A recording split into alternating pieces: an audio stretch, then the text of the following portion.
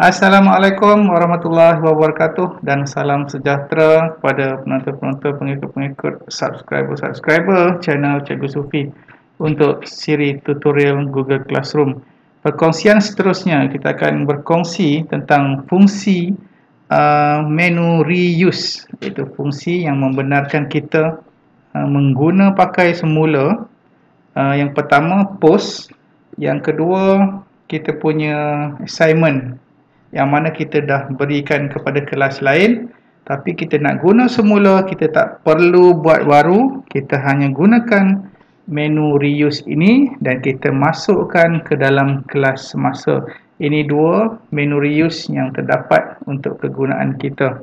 Baik, sebelum kita masuk ke kelas room masing-masing, mohon subscribe dan aktifkan notification, dan lepas tonton video ni mohon sebarkan kepada rakan-rakan kita supaya fungsi ini dapat diguna pakai oleh semua guru-guru di Malaysia.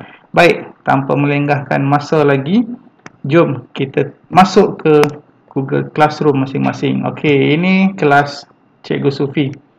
Sekarang ni kita nak masuk kelas 5 berlian, kita nak berikan post ataupun kita nak reuse post ke dalam stream, ataupun kita nak guna semula assignment yang diberikan kepada kelas lain masuk ke dalam kelas 5 berlian. Okey, langkah pertama kita masuk ke dalam kelas 5 berlian. Baik, di sini ada mesej daripada saya, apa khabar nama cikgu, belum ada respon lagi. Okey, sekarang ni kita nak share sesuatu di stream ni yang mana bahan tersebut sebenarnya kita dah share di kelas-kelas lain. Takkan kita ada 5 kelas, setiap 5 kelas kita akan type perkara yang sama. Jadi nak jimatkan masa kita, kita gunakan fungsi reuse yang disediakan oleh Google Classroom. Okey, menu dia di sini ya. Kita klik reuse post. Okey, reuse post. Okey, ini select daripada 5 kecubung. Okey, kita boleh guna semula reuse post, ataupun kita cari dari kelas lain.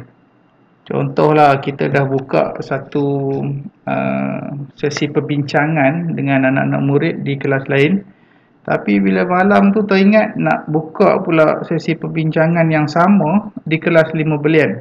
Jadi kita tak perlu type semula, kita hanya cari saja. Contoh kita cari di kelas 6 topes. Okey. Ini dia peringatan, jangan lupa klik mark as done bila sudah siap. Kita nak mengingatkan juga murid-murid dalam kelas 5 berlian ni. Jadi kita klik saja sekali dan kita klik reuse. Bila kita klik reuse, cikgu-cikgu, kita akan dapat lihat post yang kita post di kelas sebelumnya tadi tu. Okey. Post, kita akan nampak post tersebut muncul di dalam kelas semasa macam kita tengok dekat paparan skrin sekarang ni. Okey, hanya dengan beberapa klik kita dapat satu post dan ianya sudah mestinya menjimatkan masa kita nak menguruskan murid-murid ataupun nak menguruskan kelas yang banyak. Itu yang pertama, berkaitan reuse untuk stream. Sekarang kita pergi reuse yang kedua, yang mana reuse untuk kita guna semula tugasan ataupun assignment yang diberikan di kelas lain masuk ke dalam kelas masa. Langkahnya senang saja, kita klik classwork. Baik, klik create dan ada menu reuse post juga di sini. Kita klik reuse post 5 berlian, kita ambil dari kelas 5 kecubung. Kita tengok ada tak assignment yang tak masuk lagi ya. Ini in case kita buat assignment, mungkin kelas ni belum masuk topik ni. Jadi pada siang hari tu kita dah ajar, malam tu kita teringat, oh assignment ni dah bagi dekat kelas 5 kecubung, 5 berlian belum bagi lagi. Dah masuk dah topik ni 5 berlian. So malam tu kita just pilih, klik berapa kali klik, dapat assignment yang kita nak. Okey, contoh saya ambil satu unit 2 kenali alatan tangan, kita klik reuse saja cikgu-cikgu. Kita klik reuse. Kemudian assignment tu akan dibuka untuk kita edit sikit-sikit lah, kalau ada nak tambah apa-apa lagi kan.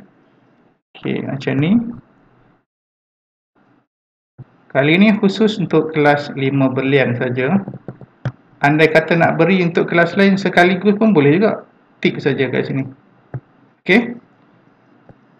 Yang ini assignment dalam bentuk quiz dalam Google Form.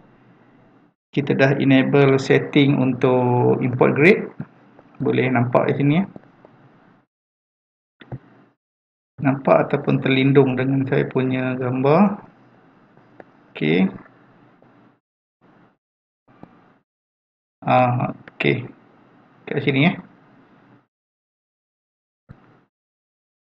Kita dah aktifkan grade importing.